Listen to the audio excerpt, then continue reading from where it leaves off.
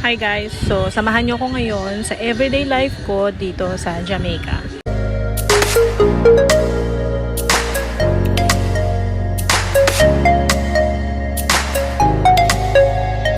So, while waiting ako sa taxi kasi late na ako nagising at talaga nagmamadali na ako at ayan, may mga nakita pa tayo nakamotorsiklo na talagang reckless at mga walang pakialam sa kalsada.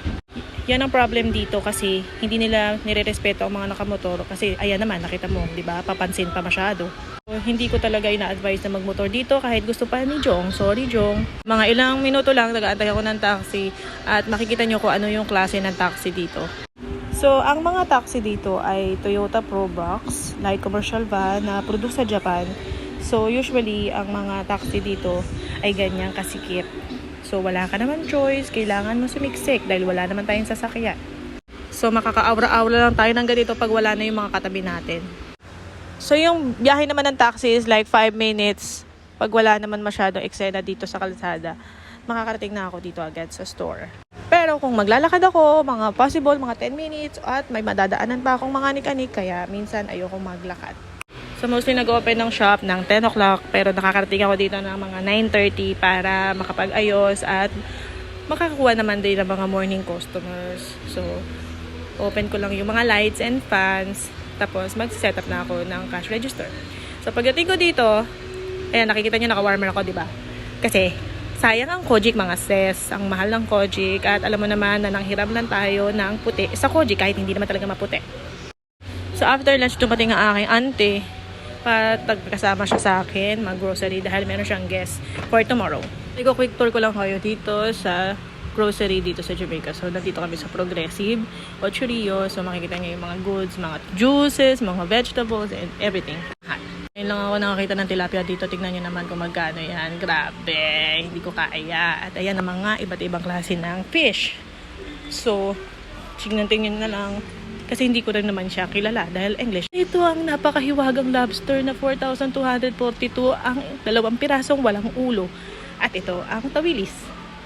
Yan ang pinakamura sa nakita ko dito sa isda. So, wala naman akong pambili kaya no-ngaw na lang tayo later. At ayan, may ham na nga dito kasi Christmas is coming. Mambudol, ayan. Besin lakaran tayo sa init pabalik na store kasi hindi na ako nagpahatid dahil sobrang layo na yung iikutan niya. At wala na rin naman ako mabubudol sa kanya, hehe. Uwian, sumasabay ako dito sa kasama ko dito sa shop para mag-taxi pabalik. At ito na, nasa bahay na nga ako. Ang bilis, diba? Kahit na madilim dito, sobrang sarap dito talaga, promise. Na-enjoy ko talagang tumira dito sa bahay na to.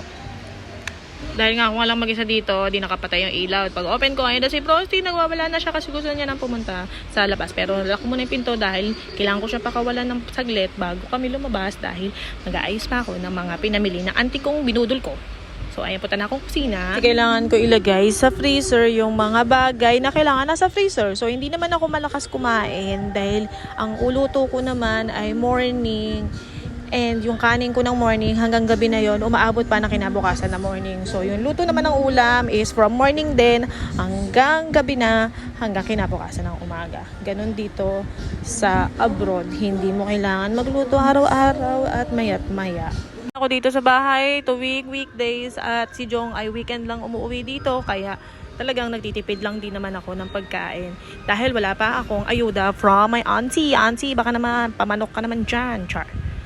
So, yung liligpitin ko lang to kasi kailangan ko nang kumain at mailabas si Frosty bago pa siya maihi sa kanyang higaan. Tapos nung aking mga ginagawa ay tatawagan ko ang aking pamilya para makausap ang mga ayan dahil wala yung anak ko, nasa school na si Audrey na lang tsaka si Jong. And kumain na rin ako ng sinabawan na gravy. Char! Sinabawan na burger steak kasi talaga nag-enjoy ako sa burger steak na to. Hindi ko man lang siya na mekos-mekos at ipinakita sa inyo kung paano ko ginawa. Pero alam ko madumi yan dahil kinamay ko yan. At wag kang ano dyan dahil nasarapan naman ako at nabusog nung gabi na yan. So, thank you for watching at sana ay nagustuhan nyo ang aking mini vlog and see you again soon. Bye-bye!